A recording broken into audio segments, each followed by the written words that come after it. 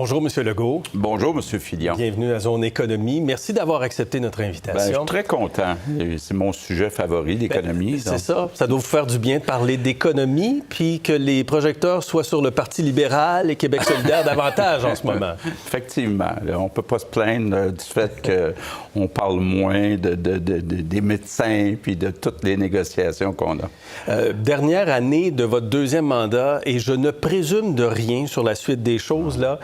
Mais est-ce que dans votre esprit, vous êtes en train de préparer votre legs politique en vous disant « Je veux laisser un legs économique important au Québec ».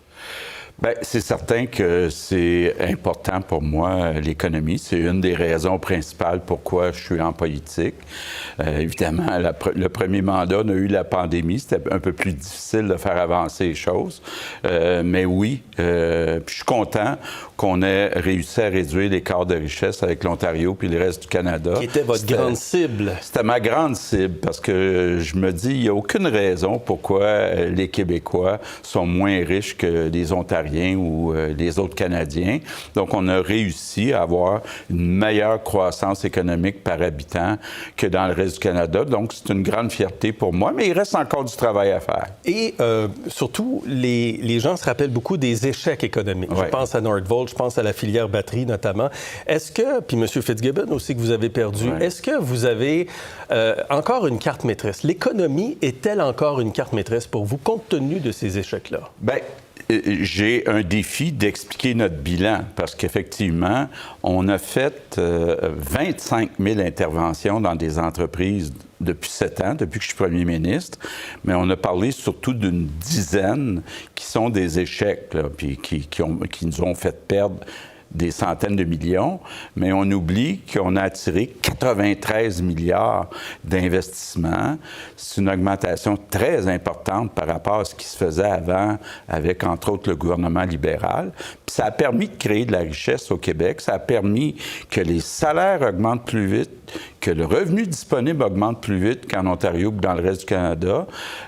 Mais il reste du travail à faire. Puis on a des belles opportunités malgré les défis là, de Donald Trump et compagnie, des défis puis des opportunités, Hydro-Québec, la défense. Donc, il y a des belles opportunités pour les prochaines années. Est-ce que ça vous déçoit? Je regardais le sondage Palace aujourd'hui, 75 de désapprobation à votre endroit, M. Legault. Est-ce que ça vous déçoit que les Québécois ne perçoivent pas ça, ne perçoivent pas les succès économiques, ni une augmentation du pouvoir d'achat pour eux? Bien, c'est comme ça. Dans la plupart des pays, je ne veux pas avoir l'air de faire, on dit en anglais, du name dropping, mais quand j'en parle, par exemple, à M. Macron en France, c'est la même chose. Vous vous comparez à quelqu'un où ça va vraiment pas bien politiquement. Oui, mais je regarde en Europe, je regarde même ce qui est arrivé à M. Trudeau. Depuis 7 ans, on a eu 3 crises au Québec. La pandémie. Les suites de la pandémie, ça a amené de l'inflation. Là. On a brisé les chaînes d'approvisionnement et évidemment, les gens, ça s'est traduit par une augmentation importante des loyers, de l'épicerie. Donc, deuxième crise, l'inflation. Puis là, on a une troisième crise, M. Trump, qui met des tarifs puis qui amène de l'incertitude économique. Mais malgré ça, on a mieux fait que nos voisins, mais la perception des gens, c'est que ça leur coûte beaucoup plus cher que ça leur coûtait avant que je sois là. Et donc, avez-vous l'impression que les gens vous comprennent mal ou comprennent mal l'action de votre gouvernement? Bien, en même temps, les gens sont dans leur quotidien. Tu sais, si vous prenez, par exemple, depuis que je suis là, les salaires ont augmenté de 30 % au Québec. Oui, mais la perception, c'est pas ça. Mais la perception, c'est que l'épicerie, les loyers ont augmenté. Donc, au net, après inflation, bien, on a eu quand même une croissance de 9-10 %, ce qui est le double du reste du Canada, mais c'est pas la perception. La perception, c'est que on souffre du coût de la vie, puis je les comprends, les Québécois. Vous les comprenez, oui. Mais est-ce que vous les comprenez? Avez-vous l'impression qu'ils ne vous entendent plus, qu'ils ne vous écoutent plus?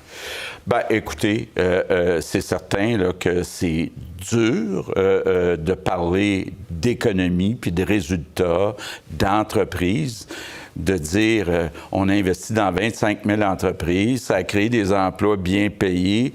c'est pas mal plus difficile de parler de ça que de dire hey, quand je vais à l'épicerie, ça me coûte cher. Quand je regarde mon loyer, ça me coûte très cher. Donc, je peux les comprendre. Quand on parle de legs économique, je veux vous parler d'environnement parce que de l'environnement, c'est aussi de l'économie, bien sûr. Et vous dites qu'il faut prendre une pause. Les changements climatiques ne prennent pas de pause en ce moment. Là, on prend les surplus du fonds vert, on met ça dans le fonds des générations. On en demande moins aux entreprises sur la bourse du carbone. Et puis, il y a une baisse possible des cibles d'émissions de gaz à effet de serre qui s'en vient. Est-ce que vous reportez aux prochaines générations les efforts qu'il faut faire aujourd'hui? Bon. D'abord, il faut regarder le portrait aujourd'hui. Quand on regarde les 60 États et provinces, puis on regarde les GES par habitant, on est les meilleurs. Premier sur 60. Deuxièmement, on a un plan de 200 milliards chez Hydro-Québec pour produire plus d'énergie verte. Puis déjà, on a des contrats avec le Massachusetts, avec New York, donc on aide la planète au net, on en fait beaucoup. Maintenant, il faut aussi se rendre compte que nos entreprises doivent être compétitives. Cette semaine, dans la mise à jour, on a réduit les coûts, entre autres, chez les agriculteurs, industrie forestière, parce que nos voisins, incluant le Canada, bien, ont enlevé les taxes carbone. Donc, on est les seuls à avoir une bourse carbone. Donc, les actions climatiques, les actions environnementales freinent l'économie pour vous? Bien, il y a un coût. M. Drainville calculait que si on voulait atteindre la cible de moins 37,5 d'ici 2035, ça coûterait 38 milliards à notre économie. 38 milliards, M. 38 milliards. Il me semble que c'est un gros chiffre là, qui sort de... c'est parce qu'à un moment donné, nos entreprises... Parce qu'au Québec, on a beau avoir nos bâtiments chauffés avec de l'électricité, il reste que nos autos consomment du pétrole, nos entreprises consomment du pétrole. Oui. Si on veut être compétitif, bien, il faudrait réduire la production de nos entreprises. Il faudrait électrifier notre flotte de véhicules plus rapidement.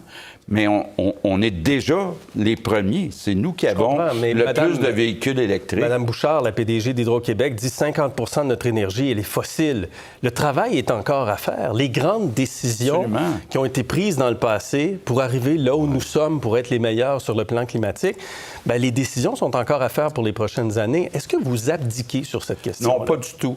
Pas du tout, parce que la preuve, c'est justement Claudine, chez Hydro-Québec, a un plan de 200 milliards d'ici 2035, puis son objectif, puis notre objectif, c'est de doubler la capacité de production d'Hydro-Québec d'ici 2050. Qu'est-ce qu'on va faire avec cette électricité-là? Bien, il y a une bonne partie que ça va être pour les véhicules électriques, pour que nos entreprises utilisent de l'électricité plutôt que du gaz, du diesel, du pétrole. Donc, on se prépare. Mais en même temps, à court terme, bien, on doit faire attention là, parce que nos entreprises doivent rester compétitives. Ouais. Puis, bien, on parlait tantôt du portefeuille des Québécois. Bien, les Québécois veulent qu'on les aide dans leur portefeuille et on a besoin, à un moment donné, de dire on ne mettra pas tous nos œufs dans les mesures environnementales. Puis, quand on dit qu'on a pris 1,8 milliard pour le mettre dans le fonds de génération, c'est pour réduire la dette des prochaines générations. Donc, c'est un investissement. Oui, mais c'est un investissement pour l'avenir. M. Carney annonce un pipeline aujourd'hui en Alberta. Ouais.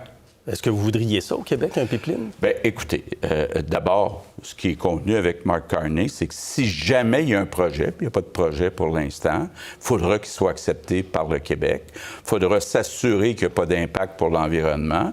Il faudra s'assurer qu'il y ait des retombées économiques intéressantes pour le Québec. Donc, quelques conditions, mais c'est pas non. Il y a une ouverture, mais en autant qu'on respecte l'environnement, puis que ça soit payant pour le Québec. Mais pour l'instant, on parle un peu pour parler parce qu'il n'y a pas de projet sur la table. Les centres de données, vous avez fait un virage à 180 degrés sur les centres de données. Pourtant, ça ne coche pas les cases électrification, emploi payant, peut-être un petit peu développement économique. Est-ce que cette énergie-là ne serait pas plus utile ailleurs que dans les centres de données?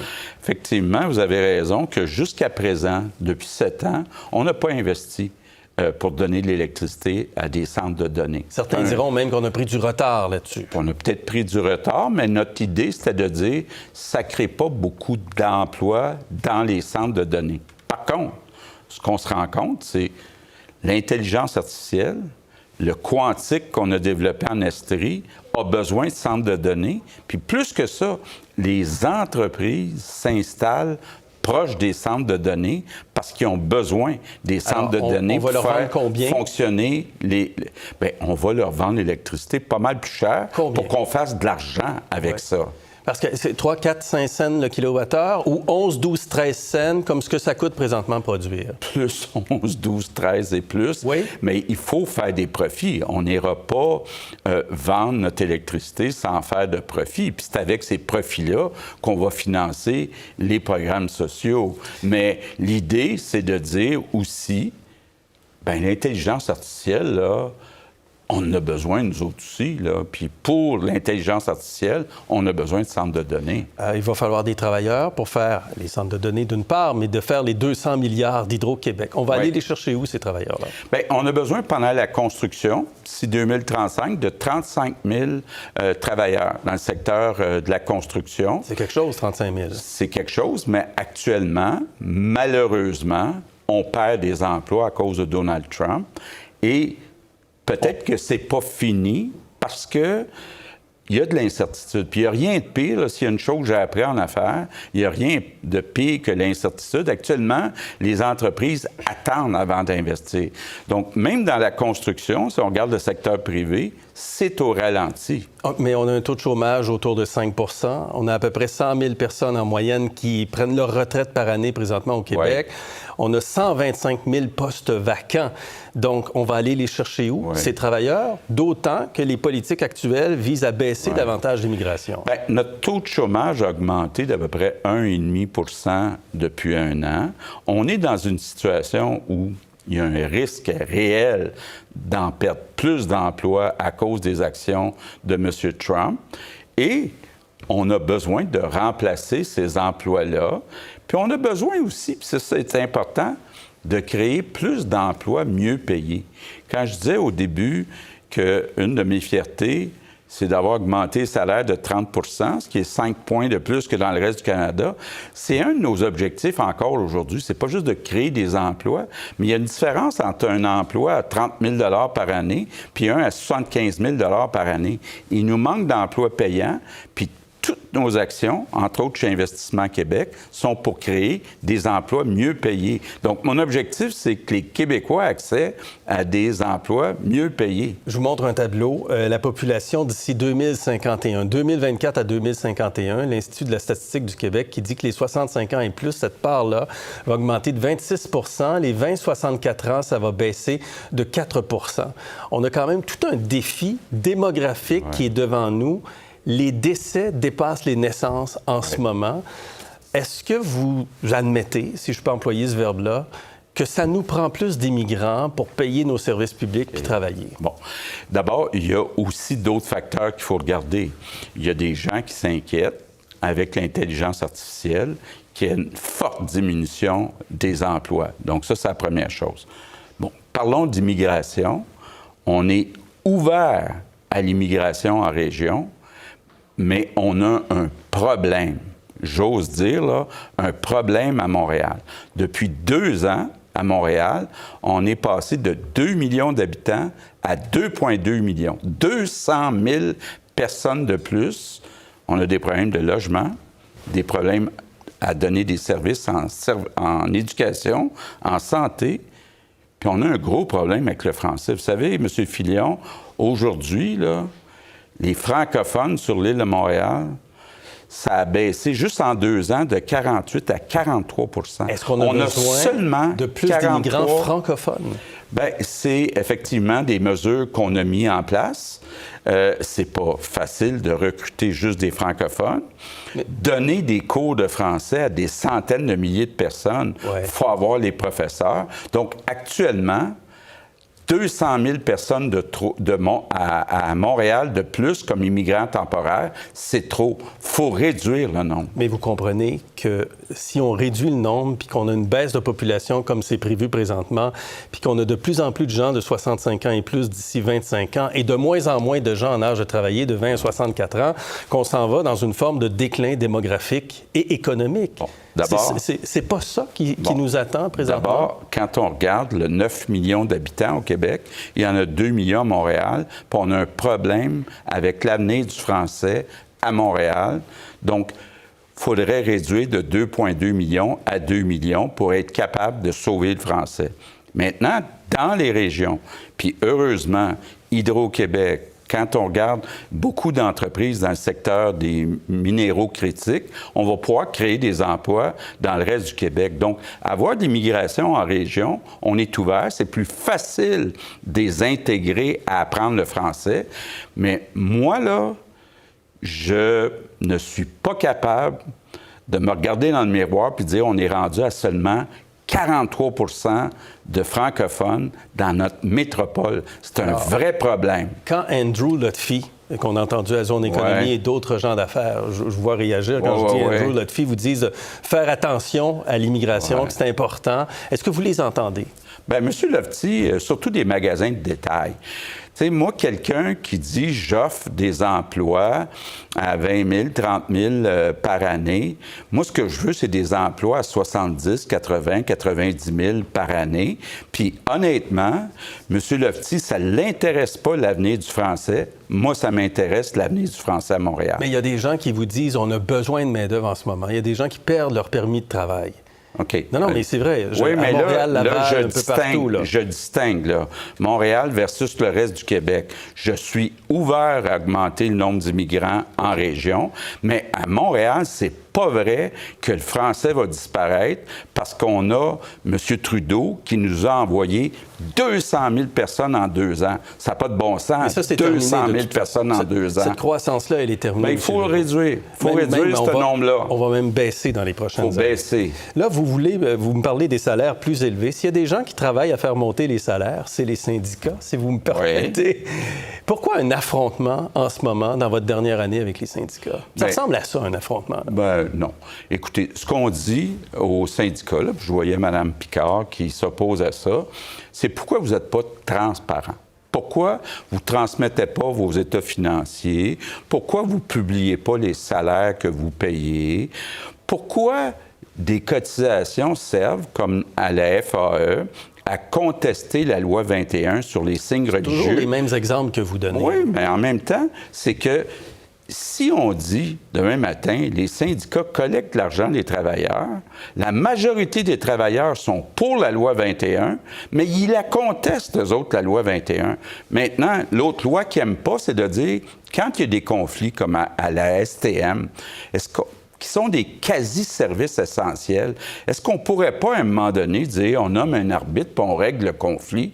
Je trouve que c'est très raisonnable ce qu'on demande aux syndicats. Qu'est-ce que vous répondez à Mme Picard, qui est allée jusqu'à dire que votre gouvernement en était un d'extrême droite en ce moment, compte tenu des projets de loi qui sont sur la table et de ce que vous dites aussi sur l'immigration? Bien, je pense que Mme Picard exagère, parce que je pense que même les travailleurs, puis la majorité des Québécois sont d'accord pour que les syndicats publient leurs états financiers, qu'ils soient transparents, qu'on arrête des grèves pour des services quasi essentiels comme à la STM. Donc, je pense que Mme Picard exagère beaucoup, beaucoup. Dans la vision économique que vous avez présentée, vous vous dites très interventionniste, puis votre mentor, c'est Bernard Landry. Est-ce qu'aujourd'hui, on a encore besoin de créer des emplois, de choisir des secteurs? Est-ce qu'on est encore dans cette économie-là, 25 ans? On ne choisit pas des secteurs. Moi, depuis 7 ans, j'ai aidé 25 000 entreprises. On a réussi, grâce à ça, à dépasser la croissance économique par habitant de l'Ontario puis du reste du Canada. Donc, c'est la preuve que ça fonctionne. Puis, il faut comprendre qu'au Québec, on n'a pas une longue tradition en affaires. On n'a pas beaucoup de familles riches. Donc, l'État a un rôle à jouer pour appuyer les entreprises dans leurs projets. C'est vrai pour Investissement Québec, c'est vrai pour la Caisse de dépôt. On a besoin de l'État pour développer notre économie et c'est payant, on l'a prouvé depuis 7 ans. J'ai 2-3 questions pour finir l'entrevue, si vous voulez, d'actualité. L'UPAC enquête sur le Parti libéral du Québec. À 13 % d'appui dans le sondage de ce matin, M. Legault. Est-ce que vous prenez ça comme un cadeau de Noël? Bien, écoutez, il faut se réjouir du malheur des autres, là. Moi, je m'occupe d'économie. Moi, ce qui m'intéresse, c'est de livrer des résultats pour les Québécois. Mais est-ce que vous pensez que le Parti libéral du Québec a fait la paix avec son passé, avec les allégations du passé? Écoutez, c'est à eux autres à répondre à ces questions-là. Moi, je m'occupe d'économie. Vous vous occupez des médecins aussi, parce que reprise des négociations avec les médecins de famille, est-ce que je comprends que vous vous impliquez personnellement dans la négociation avec les médecins? Bien, je pense que c'est important, parce qu'il y a beaucoup de choses qui ont été dites sur notre loi 2. Ce qu'on vise, là, c'est que les Québécois, entre autres, aient accès à un médecin de famille. Ça n'a pas de bon sens au Québec. On a plus de médecins, toute proportion gardée, que l'Ontario, mais on a un pourcentage plus bas de la population qui a accès à un médecin de famille, puis en particulier le soir et les fins de semaine. Donc, on dit, puis là, bon, j'ai eu une bonne rencontre avec le président des médecins de famille, puis on a dit, on peut-tu travailler ensemble à ce que plus de Québécois aient accès à un médecin de famille? Est-ce que vous vous impliquez personnellement dans les négociations? Bien, j'ai toujours été impliqué, là. Moi et Christian Dubé, on se parle à tous les jours depuis longtemps. Est-ce que Christian Dubé sera encore ministre de la Santé à la fin du mandat? Bien, écoutez, oui, je le souhaite. Malheureusement, il a annoncé qu'il ne se représentera pas. Mais est-ce qu'il va rester jusqu'à la fin du mandat, comme ministre de la Santé? Il n'y a aucune raison pour le tasser. Il fait un excellent travail actuellement. Et puis, bon, on le savait, là. Moi, j'étais au Parti québécois. On avait reculé pour négocier, revoir le mode de rémunération des médecins. On se souvient, au Parti libéral, Gaétan Barrette, Philippe Couillard l'avait forcé à reculer, à changer le mode de rémunération des médecins. Tant qu'on n'aura pas une prise en charge en première ligne là, des médecins de famille, on n'aura pas un réseau efficace. Donc, il faut avoir le courage de convaincre les médecins de changer le mode de rémunération. Et reprise des négociations avec les médecins spécialistes aussi? Je vais regarder ça dans les prochains jours aussi pour voir comment on peut les ramener à la table. Dernière question, Monsieur Legault. Le budget, c'est au mois de mars. On verra ce qu'il y a dans le budget. Ouais. Est-ce que ça pourrait ressembler à un budget électoral qui vous amène même à déclencher une élection générale anticipée? Non. D'abord, il n'est pas question.